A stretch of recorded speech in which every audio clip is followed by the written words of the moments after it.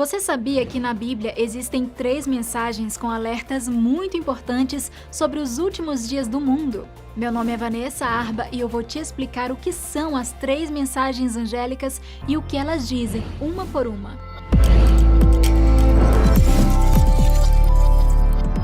Vamos precisar voltar um pouco no tempo. 1844 foi um ano importante para os adventistas e eu falo melhor a respeito disso no episódio sobre quem foi Ellen White. O link está na descrição desse vídeo. Ao estudar textos do livro de Daniel e outros trechos da Bíblia apontando para o final dos tempos, Guilherme Miller e centenas de outras pessoas nos Estados Unidos entenderam que Jesus iria voltar naquele ano, mais precisamente no dia 22 de outubro. Mas ele não voltou, para tristeza de muita gente. Alguns até abandonaram a fé, porém outros decidiram estudar a Bíblia ainda mais para tentar compreender o que estava errado.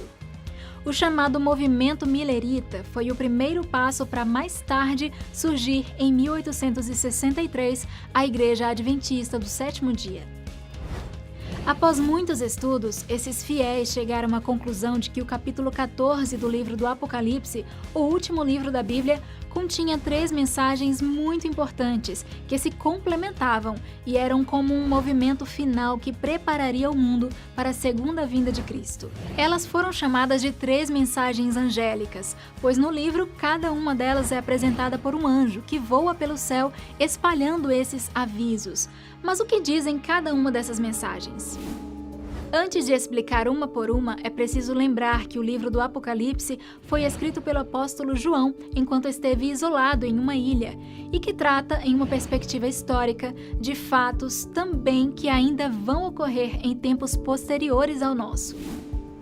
O verso começa com o autor descrevendo que viu um anjo voando pelo meio do céu, tendo um evangelho eterno para pregar aos que se assentam sobre a terra e a cada nação e tribo e língua e povo.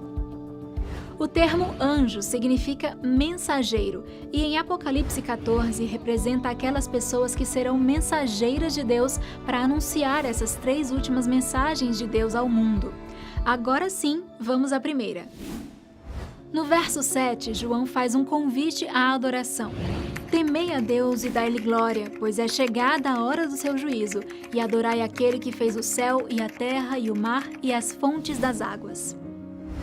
Na compreensão dos estudiosos, o anúncio do juízo que João cita significa o ponto de partida de uma fase investigativa do juízo no céu, período que Jesus abre os livros e julga quem irá ou não para o céu com ele quando vier buscar aqueles que o aceitaram. Se quiser entender melhor, leia o capítulo 7 do livro de Daniel, que explica o porquê de existir um juízo investigativo. Em seguida, os seres humanos são convidados a adorarem o Criador do mundo, indicando que o desfecho final entre o bem e o mal envolve adoração. Repare que o fim do verso se parece muito com a passagem bíblica que orienta sobre a guarda do sábado. Êxodo 20, verso 11 diz: Porque em 6 dias fez o Senhor os céus e a terra e o mar e tudo o que neles há, e ao 7º dia descansou. Por aí podemos ver um paralelo que existe entre a adoração ao Criador e o 4º mandamento, como um reconhecimento da grandeza de Deus, ou seja, adorar a Deus implica em guardar o dia santo, o sábado. Guarde bem isso, pois esse conceito de respeitar o dia sagrado como atitude de adoração irá permear todas as outras mensagens.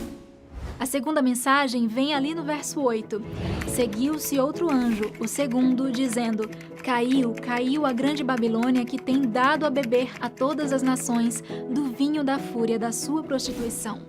João faz um alerta sobre a confusão religiosa que viria a acontecer. O termo Babilônia significa confusão e está relacionado com o momento em que Deus confundiu a linguagem humana, quando pessoas rebeldes queriam construir a Torre de Babel em uma atitude de desafio ao Criador. Tá tudo contado lá em Gênesis 11. No Apocalipse, a palavra Babilônia se refere a toda a confusão religiosa que há no mundo. Se você parar para pensar, existem milhares de religiões e formas de crer diferentes, o que tem confundido a cabeça das pessoas, que se perguntam se é possível, ainda assim, haver uma verdade absoluta para acreditar. O segundo anjo deixa claro que é preciso abandonar a confusão religiosa e se unir ao que a Bíblia apresenta de maneira completa. O terceiro e último anjo tem um recado mais longo. Seguiu-se a estes outro anjo, o terceiro, dizendo em grande voz: se alguém adora a besta e a sua imagem, e recebe a sua marca na fronte ou sobre a mão, também esse beberá do vinho da cólera de Deus, preparado sem mistura do cálice de sua ira, e será atormentado com fogo e enxofre diante dos santos anjos e na presença do Cordeiro.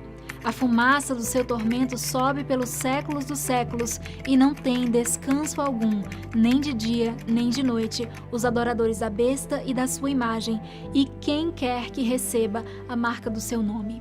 Aqui está a perseverança dos santos, os que guardam os mandamentos de Deus e a fé em Jesus.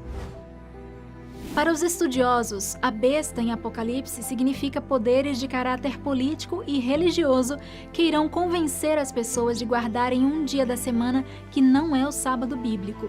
Quem não aceitar será perseguido por eles. Porém, segundo as Escrituras, quem aceitar esse falso sábado será castigado no lago de fogo e enxofre. Forte, né? Mas cabe aqui um parênteses. É preciso explicar que o lago de fogo não existe hoje. A crença de que hoje os maus estão num lugar de tormento não é bíblica. Veio do paganismo e é baseada em equivocadas interpretações dos textos bíblicos em que aparecem as expressões inferno e tormento eterno. Essas expressões devem ser entendidas à luz do contexto bíblico. Na terceira mensagem, entendeu-se então que lideranças humanas de muito poder tentarão forçar os adoradores de Deus a reverenciar outro dia, como o domingo e não o sábado. Aqueles que perseverarem e pela fé escolherem seguir o que está nos mandamentos bíblicos serão contemplados com a vida eterna ao lado do Criador, para sempre. Em resumo, as 3 últimas mensagens podem ser sintetizadas assim. Guardar o dia santo, o sábado, é um ato de adoração e reconhecimento da grandeza de Deus. Há um juízo já acontecendo no céu. É preciso se posicionar fora da confusão religiosa. E o dia de guarda é o sábado. E isso é um ponto crucial no final dos tempos. A grande quantidade de informações disponíveis hoje só nos deixa mais confusos sobre o que escolher acreditar.